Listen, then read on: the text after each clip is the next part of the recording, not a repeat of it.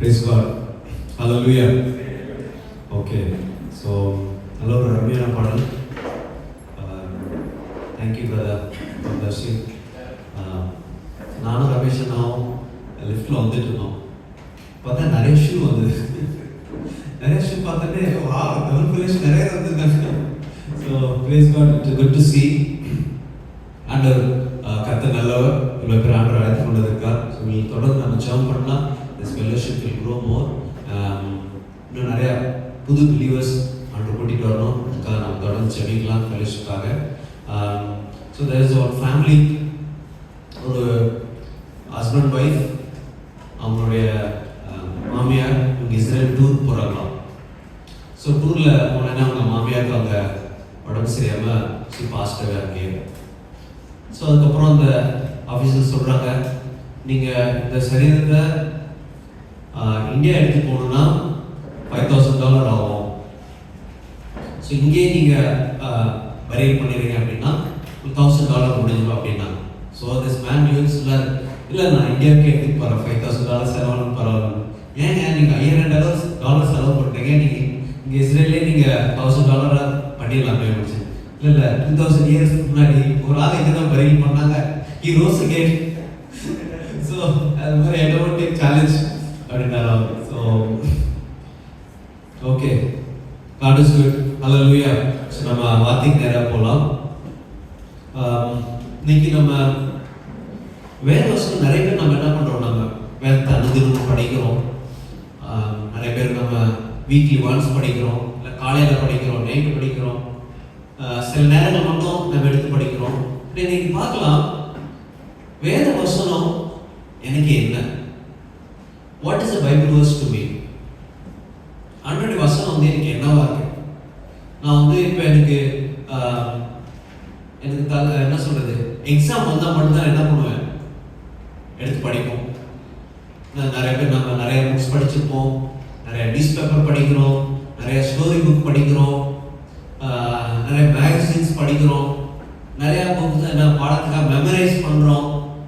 சரி, இன்னைக்கு நம்ம பைபிள் வேர்ஸ் வசனங்கள் ஆண்டவருடைய எழுதின வார்த்தை நமக்கு என்னவா இருக்கு.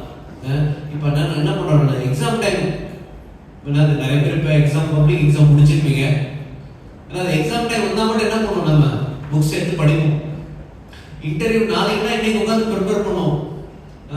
ஸோ நாளைக்கு நான் கிளாஸ் எடுக்கணும், டீச்சராக இருக்காங்க, லெசன் பிளான் ப்ரிப்பேர் என்ன பண்ணுவாங்க, நாளைக்கு லெசன் இருக்குன்னா இன்னைக்கு உட்காந்து நம்ம என்ன பண்ணுவோம், லெசன் பிளான் எழுதுவோம், அஜெண்டா எழுதுவோம். ஸோ அந்த நம்ம ஒரு படிக்கிற புத்தகமோ, நம்ம டீச்சிங் பண்ணுறதோ, ஒரு இன்டர்வியூ அப்படின்னு என்ன பண்ணுறோம். So we are giving importance அந்த நேரத்தில் என்ன இருக்குது, அதுதான் நமக்கு பெரிய ஒரு முக்கியமாக இருக்குது. அது நம்ம we have to prepare, நம்ம அதை பிள்ளைங்களுக்கு சொல்லி தரணும். அது மாதிரி நிறைய என்ன பண்ணுறோம், அந்த டைமிங் என்ன பண்ணுறோம், நம்ம பயன்படுத்துகிறோம். எக்ஸாம் வந்தால் தான் நம்ம என்ன பண்ணிக்கிறோம், புக்ஸ் எடுத்து படிக்கிறோம். இன்டர்வியூ பக்கம் வரணும் என்ன பண்ணுறோம், உடனே நம்ம இன்டர்வியூ ப்ரிப்பேர் பண்ணுறோம், நிறைய வீடியோஸ் பார்க்கணும். இந்த இன்டர்வியூ எப்படி நம்ம ட்ராக் பண்ணலாம், எப்படிலாம் இன்டர்வியூ அட்டன் பண்ணலாம், என்னெல்லாம் கொஸ்டின்ஸ்லாம் கேட்பாங்க, அப்படி என்ன பண்ணுறோம், நம்ம we prepare ourselves. But same way இன்னைக்கு பைபிள் வசனம் என்ன நமக்கு என்னவா இருக்குது. நம்ம ஒரு வேலைக்கு போகிறோம் அப்படின்னா, இன்டர்வியூ ப்ரிப்பேர் பண்ணுறோம், ஒரு எக்ஸாம் எழுதுறோம் அப்படின்னு என்ன பண்ணுறோம், அந்த எக்ஸாம் ட்ராக் பண்ணுறதுக்கு என்ன பண்ணுறோம், நம்ம இம்பார்ட்டன்ஸ் கொடுத்து படிக்கணும். அடுத்த நாள் நான் எக்ஸாம் எழுதணும், நான் பாஸ் பண்ணணும், மார்க் வாங்கணும், நான் இப்போ பிள்ளைங்களுக்கு லெசன் டீச் பண்ணணும், இந்த வேலை எனக்கு கிடைக்கணும். we prepare ourselves, we give much important. என்ன பண்ணுறோம், நம்ம அதிகமாக என்ன பண்ணுறோம், அந்த ஒரு காரியத்துக்கு நம்ம முக்கியத்துவத்தை தரோம். பட் அது வந்தால் தான் நமக்கு என்ன பண்ணுறோம், நமக்கு வேலை கிடைக்கும், பிள்ளைங்க நிறைய கற்றுப்பாங்க அப்படின்ற ஒரு உள்நோக்கத்தோட, ஆழ்ந்த நோக்கத்தோட நம்ம பண்ணுறோம். பட் பைபிள் வசனம் வந்து இன்னைக்கு நமக்கு வந்து என்னவா இருக்குன்றதை நம்ம பார்க்கலாம்.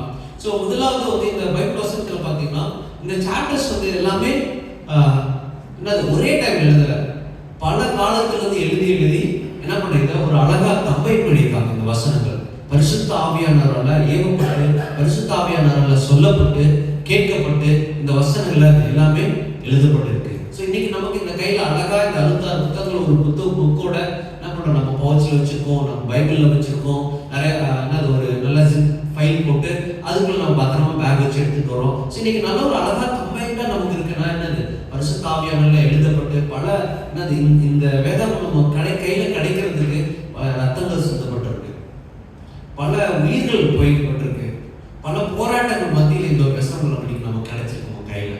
ஹல்லேலூயா. ஸோ நம்ம ஆண்டுக்கு நான் ரொம்ப நன்றி சொல்லணும். we have this verse. இந்த வசனங்கள் இன்னைக்கு நம்ம கையில இருக்கு, இந்த வேத புத்தகங்கள் இன்னைக்கு நம்ம கையில இருக்குன்னா பல பேர்கள் சிந்தப்பட்ட ரத்தம், பல போராட்டங்கள் மத்தியிலும், பல என்னது ரத்த சிந்தைகள் மத்தியிலும், உயிர் பலிகள் மத்தியிலும் இந்த வேதங்கள் நமக்கு கொடுக்கப்பட்டிருக்கு. ஹல்லேலூயா. ஸோ நம்ம பார்க்கலாம் சில பாயிண்ட் நிறைய இந்த மெசேஜ் ப்ரிப்பேர் பண்றோம். பார்த்தீங்கன்னா ஆண்டவருடைய வசனம் வந்து பல விதமாக சொல்லப்படும். So I have selected only நிறைய சிலர் செலக்ட் பண்ணியிருக்கு, அதை நம்ம பார்க்கலாம். ஸோ யோவான் 8வது அதிகாரம் 32வது வசனம். ஸோ இந்த வசனம் இந்த ஆண்டவருடைய வார்த்தை நமக்கு என்னவா இருக்குன்னா விடுதலையா இருக்கு. முதலாவது அந்த வசனத்தை நான் படிக்கிறேன். சத்தியத்தை அறிவீர்கள், சத்தியம் உங்களை விடுதலையாகும். அல்லேலூயா. ஸோ சத்தியத்தை அறிவீர்கள், சத்தியம் உங்களை விடுதலையாகும். ஸோ சத்தியன்றது என்னன்றதுன்னா ஏசப்பாவோட சிலுவை என்னது, அவர் நமக்காக சிந்தப்பட்ட ரத்தம், அவர் நமக்காக சிலுவையில் அறையப்பட்டார். ஸோ அந்த கிராஸ் நமக்கு என்னது, நமக்கு விடுதலை. நான் எவ்வளோ அழுக்கா இருந்தாலும், எவ்வளோ அசிங்கமாக இருந்தாலும், இன்னைக்கு நம்ம பார்த்து நம்ம காலையில் இங்கிலீஷ் சர்வீஸில் பார்த்தோம், பாஸ்டர் சொல்லிட்டு இருந்தார் டேவிடோட வாழ்க்கையை குறித்து. நம்ம எவ்வளோ அழுக்கா இருந்தாலும், but when we look up to Christ, when we look up to சிலுவை நோக்கி பார்க்கும்போது நமக்கு விடுதலையா இருக்கும். ஒரு ஆண்டவர் சொல்றாரு நமக்கு என்ன, வாலிபன் தன் வழியை எதனால் சுத்தம் பண்ணுவான். சங்கீதம் அதே 119 9வது வசனத்துல சங்கீதம் 119 9வது வசனத்துல சொல்லுது. யாரா எடுத்துன்னா படிக்கலாம். வாலிபன் தன் வழியை எதினால் சுத்தம் பண்ணுவான், உமது வசனத்தின்படி தன்னை காத்துக் கொள்வதினால்தானே. ஹல்லேலூயா. சோ அவருடைய வசனம் என்னது, அந்த வாலிபனுக்கு என்ன ட்ரூத், அந்த வாலிபனுக்கு என்னது, இன்னைக்கு நம்ம படிக்கிறோம் சத்தியத்தை அறிவீர்கள், சத்தியம் உங்களை விடுதலையாகும். அந்த வாலிபனுக்கு என்ன சத்தியம்னா ஆண்டவருடைய வசனம் தான். ஆமென். சோ அந்த வாலிபன் அந்த வசனத்தை, ஏன்னா வாலிப வயசு ரொம்ப ஒரு குரூஷியலான டைம், வாலிப வயசு. வாலிப வயசுல இருக்கு நான் ஐ ஹேவ் 4 ரோட். எனக்கு இன்னைக்கு நான் வந்து ஐ கிராஸ் தட் ஏஜ். பட் எனக்கு ஒரு கோல் இருக்கு, எனக்கு என்னோட லைஃப்ல என்னோட பாதையில நான் போயிட்டு இருக்கேன்.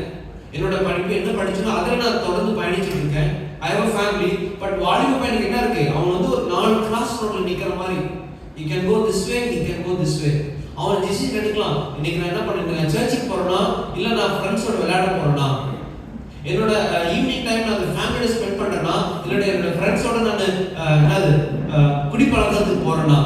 அந்த வாலிபனுக்கு அவனுக்கு என்ன இருக்கு, டிசிஷன் எடுக்க அவனுக்கு டைம் இருக்கு. பட் பைபிள்ல தெளிவா சொல்லுது, வாலிபன் எதனால அவனோட வசனத்தை எதனால அவனால சுத்தமா இருக்க முடியும், ஆண்டவருடைய வசனத்தை காத்துக்கொள்வதால மட்டுமே அவனால என்ன பண்ண முடியும், சுத்தமா இருக்க முடியும். சோ அதுதான் அவனுக்கு என்னது இம்பார்ட்டன்ட். அதுதான் ஆண்டவருடைய வசனம் தான் இருக்கு அவனுக்கு விடுதலையா, வேற எதாலையும் அவனை விடுதலை பண்ண முடியாது. வசனம் சொல்ற பிரசங்கில நான் வாலிப பிறையாத்திலே உன் சிருஷ்டிக்கிறேன். இந்த வாலிப வயசுல என்ன பண்ணணும், நாம சிருஷ்டிக்கிறோம். அந்த வாலிப பையனுக்கு என்ன விடுதலைன்னா ஆண்டவருடைய வசனம் தான் அவனுக்கு விடுதலை, வேற எதுவுமே கிடையாது. Not is career, not is mentor, not is anyone or any system of this world. உலகத்துல எந்த முறையில அவனுக்கு விடுதலை கிடையாது, ஆண்டவருடைய வசனம் மட்டும்தான் அவனுக்கு என்ன இருக்கும், விடுதலையா இருக்கும். as a husband இருக்கணும், ஹஸ்பண்டானுக்கு என்ன ஒரு விடுதலையா இருக்குன்னா, ஆண்டவர் சொல்றாரு as Christ loves the church, ஆண்டவர் சபை எப்படி நேசிக்கிறாரோ அது கணவன் என்ன பண்ணும், அவன் மனைவியை நேசிக்கணும், அவன் குடும்பத்தை நேசிக்கணும். அது நம்மளுக்கு விடுதலையாகும். அதான் என்ன விடுதலையாகும். சோ நான் என்ன பண்ண, ஆண்டவர் எப்படி சபையை நேசிக்கிறாரோ அதே மாதிரி என்ன பண்ணும், என்னோட குடும்பத்தை குடும்ப லீடர் என்ன பண்ணணும், என்னோட குடும்பத்தை நேசிக்கணும். ஒரு மேனேஜர் என்ன ஆகணும்னா எனக்கு கீழே இருக்கிறவங்களுக்கு நான் சரியா அவங்களுக்கு ட்ரீட் பண்ணணும். அதான் எனக்கு விடுதலையை கொடுக்கும். சிறு பிள்ளைகளுக்கு நான் என்ன விடுதலை கொடுக்கும், தன்னுடைய பெற்றோர்களுக்கு கீழ்ப்படிகிறது. அந்த வசனம் அதான் ஒவ்வொருத்துக்கும் ஆண்டவர் என்ன பண்றாரு, சத்தியத்தை அறிவீர்கள், சத்தியம் உங்களுக்கு விடுதலை. ஆண்டவருடைய வசனம் தான் நமக்கு சத்தியமா இருக்குது.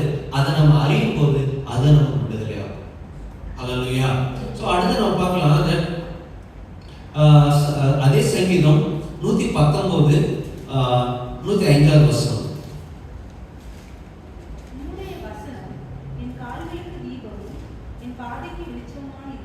Hallelujah.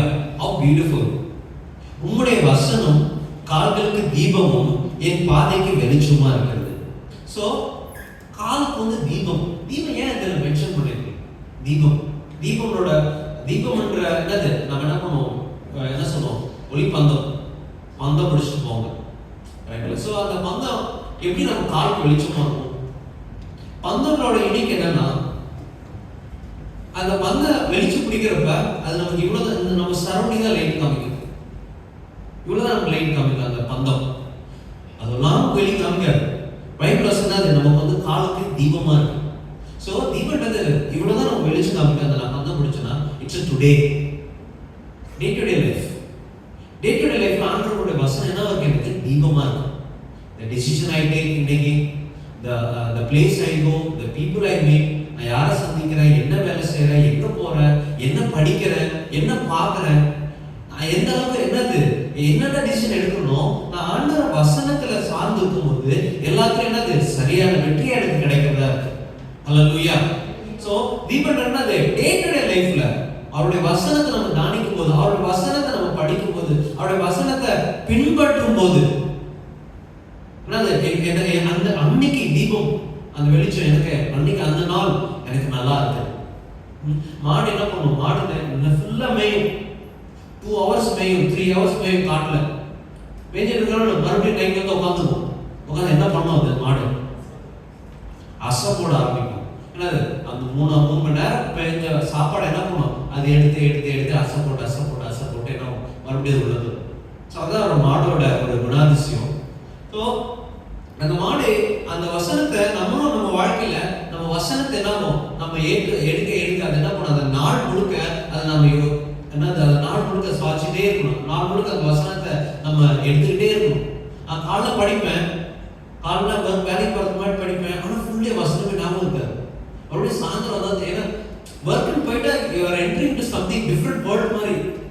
வெளியே வந்த பிறகு நம்ம அவுட் ஆஃப் மைண்ட்ல இருக்க மாதிரி தெரியும், வேற உலகத்துல இருந்த மாதிரி இருக்கும். பட் அநேக நேரத்துல அதை நம்ம பண்ணாம ஆண்டவருடைய வசனத்தை என்ன பண்ணாம அனுதினமும் தியானிக்கிறோம் இருக்கும். அனுதினம் தியானிக்கும் போது அவர் வசனம் நமக்கு என்னவா இருக்கும்னா காலுக்கு தீபமா இருக்கும்.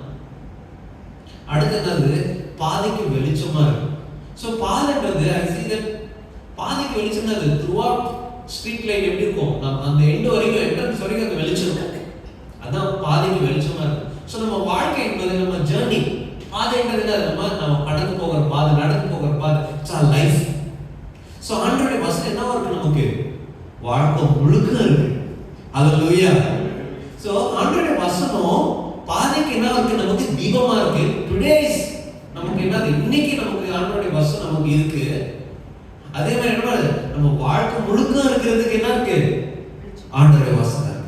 That's the beauty of the அதுதான் இந்த வசனத்தோட அழகு. பைபிள் வசனத்தில் இருக்கிற ஒவ்வொரு வசனமும் ரொம்ப ஒரு வித்தியாசமா இருக்கும். ரொம்ப அது என்னது? அது சுவைக்க என்ன அருமையா இருக்கு. வசனத்துல பைபிள் வசனம் கர்த்தர் நல்லவர் என்பதை ருசித்து பாருங்கள். ஸோ ஆண்டவர் எவ்வளவு நல்லவர் என்பதை ருசித்து பார்க்க தான் தெரியும். அதே மாதிரி இந்த வசனம் பார்த்தீங்கன்னா ரொம்ப அழகா நமக்காக ஒவ்வொரு வசனமும் எழுதப்படுறது. பரிசுத்த ஆவியானவரால் ஏவப்பட்டு இது நமக்காக எழுதப்பட்டிருக்கிற இந்த வசனங்கள். ஸோ அவருடைய வார்த்தை நமக்கு என்னவா இருக்கு? நமக்கு காலுக்கு தீபமும், தட்ஸ் வாட் இன்னைக்கு அனுதின வாழ்க்கையில பாதைக்கு வெளிச்சமும் நம்ம வாழ்க்கை முழுக்க இருக்கிறதா இருக்குது. ஸோ சகோதர சகோதரிகள் உங்களை நான் என்கரேஜ் எவ்ரிவன், ஆண்டவருடைய வசனத்தை நம்ம பின்பற்றணும். ஆண்டவர் வசனத்தின்படி நடக்கணும். டெய்லியும் காலுக்கு நமக்கு எப்படி தீபமா இருக்கு, டெய்லியும் அவருடைய வசனம் நமக்கு தேவை. பவர் போச்சு என்ன பண்ணோம்? நம்ம கேண்டில் பொறுத்த வச்சு இடத்துல நிப்பாட் வைக்கிறோம். அந்த கேண்டில் வச்சு ஃபுல் வீட்டுக்கு தெரியாது, பட் அந்த சரௌண்டிங் மட்டும் அந்த கேண்டில் சுற்றி நம்ம எல்லாரும் உட்காந்துருப்போம் அந்த வெளிச்சத்துக்காக. ஸோ ஆண்டவருடைய வசனம் அது மாதிரி தான் நம்ம இன்னைக்கு ஆண்டவருடைய வசனம் எனக்கு காலுக்கு தீபமா இருக்கு. என்னோட வாழ்க்கை முழுக்க ஆண்டவருடைய வசனம் தான் வெளிச்சமா இருக்கு. ஆண்டவருடைய வசனம் தான் நமக்கு வெளிச்சமா இருக்கு. ஸோ அடுத்து நம்ம பார்க்கலாம். மூணாவதாக அது என்னவா இருக்குன்னா நமக்கு களங்கம் இல்லாத ஞானப்பாடா இருக்கும். ஹல்லேலூயா. நம்ம வாசிக்கலாம் 1 பேதுரு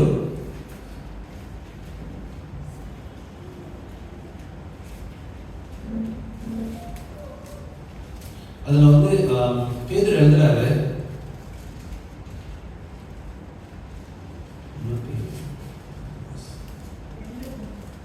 படிக்கிறீங்களா?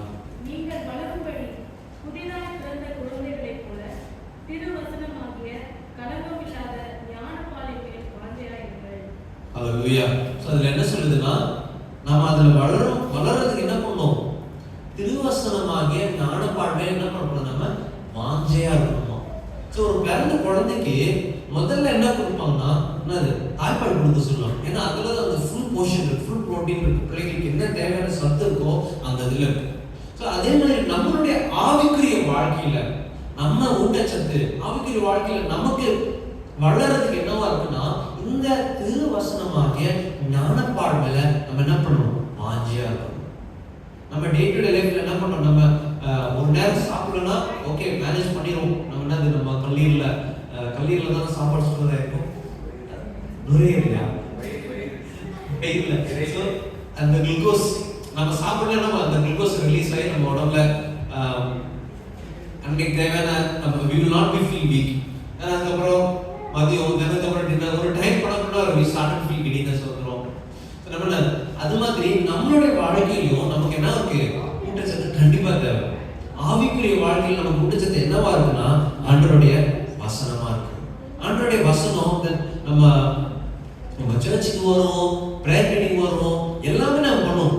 ஆனா வேத வசனத்தை மட்டும் படிக்கிறது ரொம்ப சேலஞ்சிங்கா இருக்கும். நம்ம 2 hours உட்காந்து நல்லா பாட்டு கேட்போம், 2 hours உட்காந்து நல்ல ஒரு மெசேஜ் கேட்போம். நம்ம ஆராதனை நம்ம ஃபுல் டைம் நல்லா ஃபோக்கஸ்டா இருப்போம்.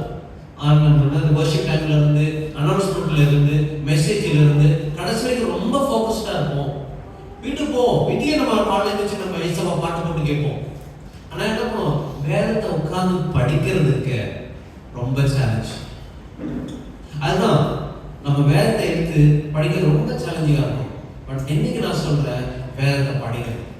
ஆண்டவருடைய வசனத்தை நீங்களும் நானும் படிக்கணும். You know the truth. அந்த சத்தியத்தை அறிவீர்கள், சத்தியம் உங்களை விடுதலையாகும். ஸோ ஆண்டவருடைய வார்த்தை ரொம்ப ரொம்ப ஒரு அழகான நம்ம வாழ்க்கைக்கு என்னது? ஜீவ ஊற்றாரு. நம்ம தமிழ் ஃபெலோஷிப் என்ன பேர் வச்சிருக்கோம்? ஜீவ ஊற்று வச்சிருக்கோம். ஆண்டவருடைய வசனம் தான் நமக்கு என்ன இருக்கு? ஜீவ ஊற்று. அதாவது ஆண்டவருடைய வசனம் தான் நமக்கு லைஃப். ஏன்னா ஏசப்பா 40 நாள் ஃபாஸ்டிங் பண்ணி ஜெபம் பண்ணிட்டு இருக்கப்ப அவருக்கு ஒரு சோதனை பிசாசு கொண்டுட்டு வரோம். அந்த நேரத்துல சொல்றாரு ஆண்டவர், மனுஷன் எதனால பிழைக்கிறது இல்ல? சாப்பிடுறதுனால மனுஷன் பிழைக்கிறது இல்ல, தேவனுடைய வாயிலிருந்து வருகிற ஒவ்வொரு வார்த்தையினாலுமே பிழைக்கிறோம். அல்லேலூயா. இன்னைக்கு நீங்களும் நானும் இந்த இடத்துல இருக்கிறோம், not because the food we eat. நம்ம என்ன பண்றோம்? நம்ம சாப்பிடுறதால எங்கேயும் இல்ல, நம்ம செய்யற வேலையில இல்ல, பிகாஸ் ஆண்டவருடைய சித்தம், ஆண்டவருடைய வார்த்தையினால என்ன பண்றோம்? நீங்களும் நாமளும் இந்த இடத்துல இருக்கிறோம். ஸோ தேவனுடைய வார்த்தை என்னவா இருக்கு? நமக்கு லைஃப் சேஞ்சிங்கா இருக்கு. தேவனுடைய வார்த்தை நமக்கு நம்ம வாழ்க்கைக்கு ஒரு மாற்றம் உண்டாக்குறதா இருக்கு. தேவனுடைய வார்த்தை நம்மளை உயர்த்துகிறதா இருக்கு. அவருடைய நிறைய நேரம் நான் ஒரு இன்டர்வியூவோ எதுக்கோ நான் போனப்ப என்ன ஆகும்? எங்கேயாவது ஆட்டோல பார்ப்பேன், வசனம் எழுதியிருக்கோம், கரெக்டா வசனம் எழுதியிருக்கோம். நம்ம சுச்சுவேஷன் என்னவோ அதுக்கேற்ற மாதிரி அது எப்படி அமையுதுன்னு தெரியல, நமக்கு அதுக்கேற்ற மாதிரி வசனம் அமையும் அநேக நேரங்கள். ஸோ அதை நான் படிப்பேன். ஆண்டவரே தேங்க்யூ, ஆண்டவரே பிரேஸ் யூ. என்னது அதான் நம்ம வசனம் என்னது? நமக்கு வாழ்க்கையில ஜீவன் ஊட்டுறாரு, நமக்கு ஜீவனை கொடுக்கறதா இருக்கு ஆண்டவருடைய வசனம். ஸோ நம்ம ஆண்டவருடைய வார்த்தையை அனுதினமும் நம்ம படிக்கணும். ஆண்டவருடைய வார்த்தையை படிக்கணும். நம்ம என்ன பண்ணணும்? ஒருவேளை நீங்க நான் பார்ட்னர், நீங்க வசனத்தை படிச்சு இன்னொரு ஆள்கிட்ட நீங்க ஷேர் பண்ணலாம், அவங்க படிச்சு அவங்க உங்கள்கிட்ட ஷேர் பண்ணலாம். சேலஞ்சிங்கா இருக்கும், கண்டிப்பா சேலஞ்சிங்கா இருக்கும். என்ன பண்ணணும்? நம்ம அதை நம்மளை எனேபிள் பண்ணணும். ஆண்டவருடைய வார்த்தையிலும் ஆண்டவருடைய வசனத்திலும் இன்னும் அதிகமா வளர்ந்து நம்மளை எனேபிள் பண்ணணும்.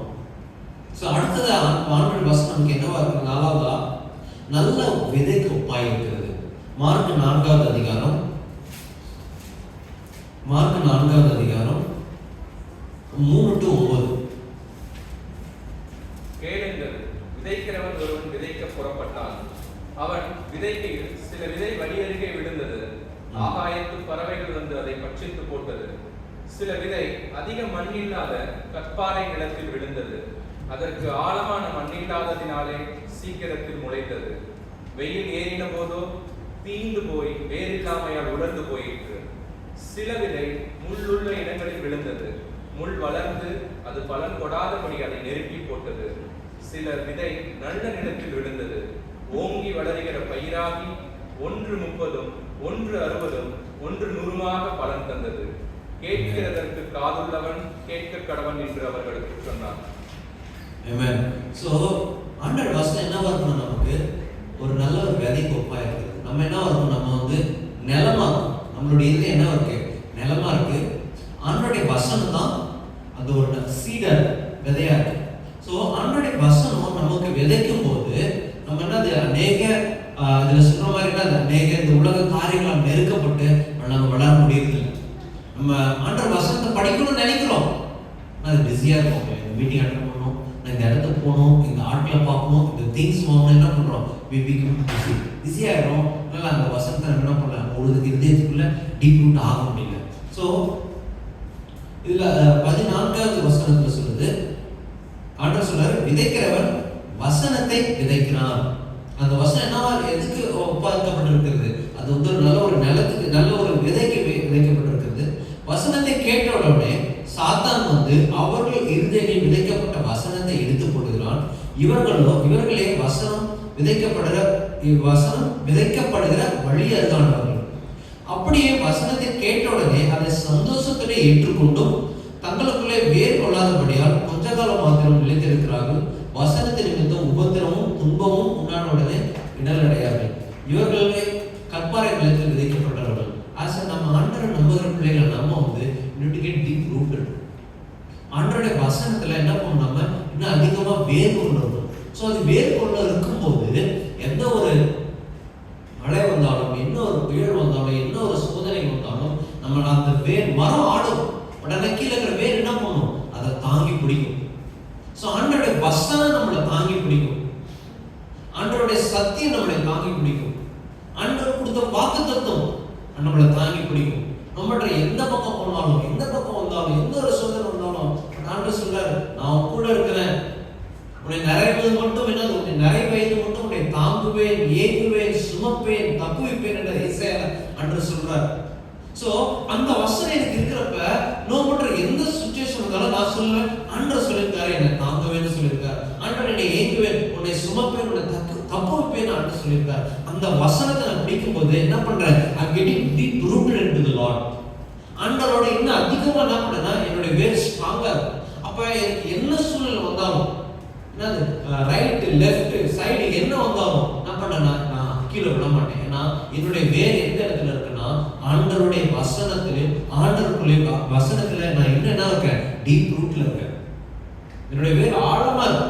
அதனால என்ன பண்ணுதுன்னா அசைக்கப்படுவதில்லை. நான் ஒரு காலம் நான் என்ன பண்ணப்படுவதில்லை? அசைக்கப்படுவதில்லை. ஸோ அடுத்து நம்ம பார்க்கலாம் லூக்கா 5வது அதிகாரம் 4-8. ஸோ ஆண்டவருடைய வசனம் பார்த்தீங்கன்னா ஒரு கண்மலை கட்டப்பட்ட வீட்டுக்கு என்ன உபாயம் இருக்கிறது? ரெட்டிப்பான ஆசீர்வாதம். அதுல லூக்கா 5 ஆண்டவர் சொல்றாரு, அவர் போர்வு பண்ணி முடித்த பின்பு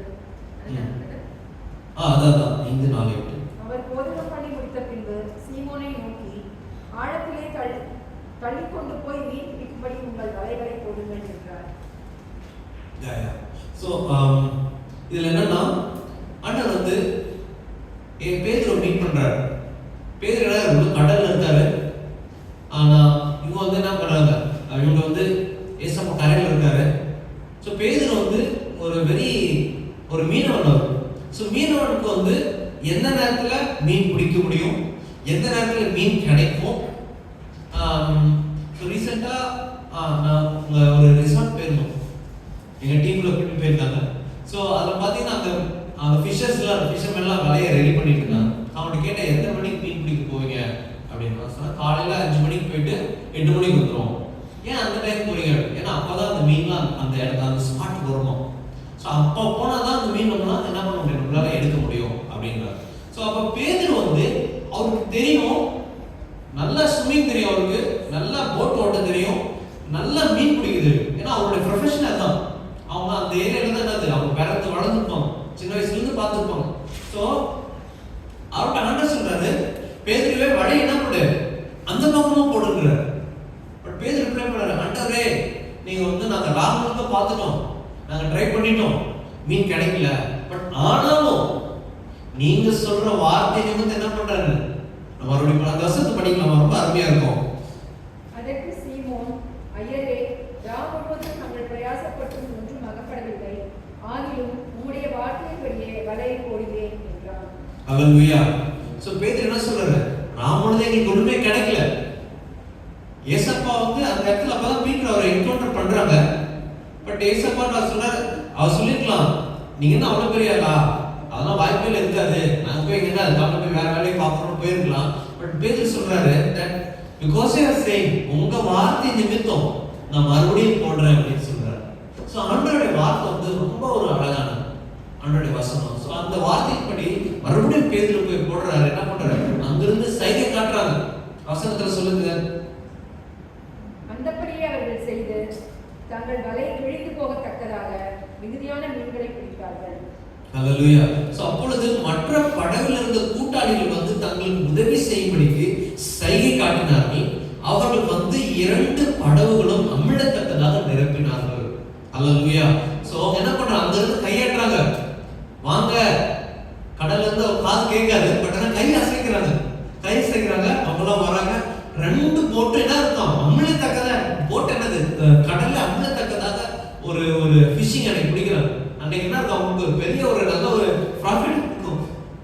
சோ அது ஆண்டவருடைய வார்த்தை கேட்கும்போது, ஆண்டவருடைய வசனத்துல நம்ம இன்னும் அதிகமா உண்டாகும் போது நமக்கு என்னவா இருக்குன்னா, இரட்டிப்பான ஆசீர்வாதம், இரட்டிப்பான ஆசீர்வாதம் நமக்கு கிடைக்கிறதுக்காக. சோ ஆண்டவர் இன்னொரு ஆண்டவர் ஒரு எடுத்துக்காட்டு சொல்றாரு. 2 பேர் வீடு கட்டுறாங்க. ஒருத்தர் மணல்ல வீடு கட்டுறாங்க, இன்னொருத்தர் என்ன பண்றாரு? கற்பாறையில வீடு கட்டுறாங்க.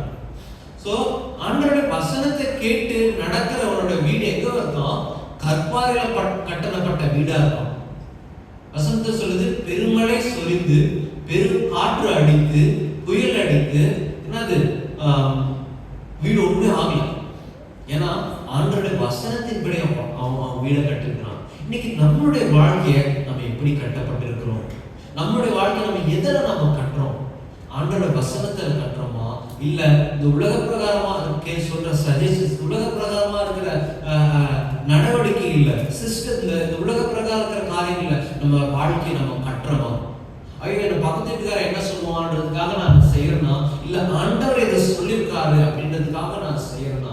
இன்னைக்கு நம்மளை நம்ம ஆராய்ந்து செய்ய வேண்டிய நேரமா இருக்குது. இன்னைக்கு நம்மளை ஆராய்ந்து நம்மளை ஆண்டவருடைய கருத்துல நம்ம ஒப்படைக்கிறவங்களா இந்த நேரத்தில் நம்ம இருக்கணும். ஏன்னா ஆண்டவருடைய வார்த்தை வந்து, அவருடைய வார்த்தை நமக்கு காலுக்கு தீபம் பாதைக்கு வெளிச்சமா இருக்கிறது. சத்தியத்தை அறிவீர்கள், சத்தியம் உங்களை விடுதலையாகும். ஆண்டவருடைய வசனம் நமக்கு விடுதலையாகிறவர்களா இருக்கிறது. ஆண்டவருடைய வசனம் நம்மளுடைய வாழ்க்கைக்கு இரட்டிப்பான ஆசீர்வாதங்களை தரதா இருக்கிறது. ஆண்டவருடைய வசனம் நமக்கு வெளிச்சமா இருக்குது. நம்மளுடைய வாழ்க்கைக்கும் டே டு டே லைஃப்க்கு நமக்கு என்ன ஆண்டவருடைய வசனம் ஒரு வெளிச்சமா இருக்கிறது. கடைசி I want to finish up with வெளிப்படுத்தல் சுவிசேஷம் 19:13 வசனம்.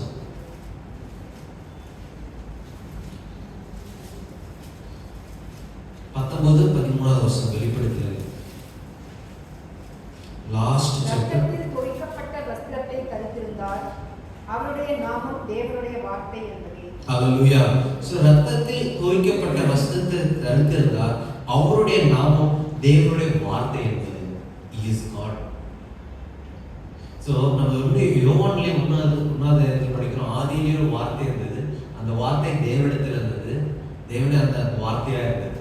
சோ இன்னைக்கு ஆண்டவருடைய வார்த்தை என்னவா இருக்குன்னா, நமக்கு என்னவா இருக்கு?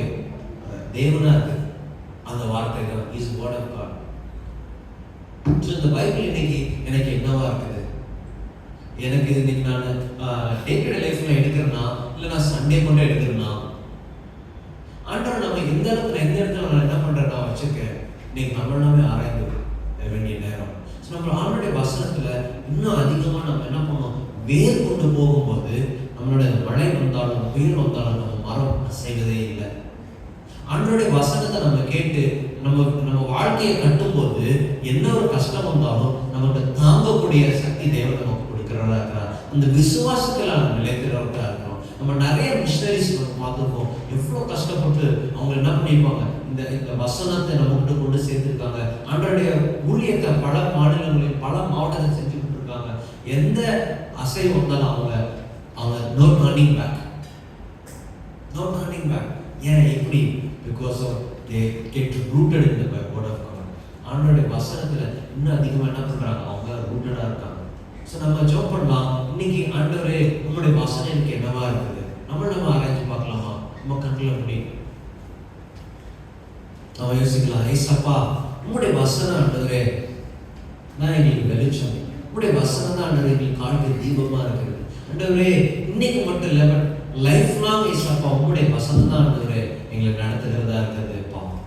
ஆண்டவரே ஹெல்ப் அஸ், இந்த வசனத்தை இன்னும் அதிகமாக நம்ம படிக்க, இந்த வசனத்துல நாங்கள் வேர் கொண்டு இன்னும் அதிகமாக வளர, அடுத்த வசனத்தை படித்து உங்களுடைய வார்த்தையை தியானித்து உங்களுடைய சத்தியத்தை அறிந்து உங்களுடைய வாக்கு தத்தங்களை நாம் படித்து ஆண்டவரே இதை நாங்கள் ஏற்றுக்கொண்டு எங்களுடைய வாழ்க்கையை நாங்கள் கற்பாறை மேல கட்டின ஒரு வீடாக எங்க வாழ்க்கை இருக்கும்படியா நாங்கள் செபிக்கிற தகப்பனே. ஆண்டவரே எங்களையும் எங்க குடும்பத்தையும் உங்களுடைய கரத்தில் ஒப்படைக்கிற ஆண்டவரே, எங்க பிள்ளைகளையும் உங்களுடைய கரத்தில் ஒப்படைக்கிற ஆண்டவரே. அப்பா இந்த ஜெனரேஷன் ஆண்டவரே நாங்க உங்களுடைய வசனத்துல படித்து நாங்க வளரலாம், எங்களை வளர்க்கும்படியா எங்களை உங்களுடைய கரத்தில் ஒப்படைக்கிற ஆண்டவரே. வழி நடத்துங்க ஏசப்பா. இயேசு நாமத்தில் ஜெபிக்கிற நல்ல பிதா.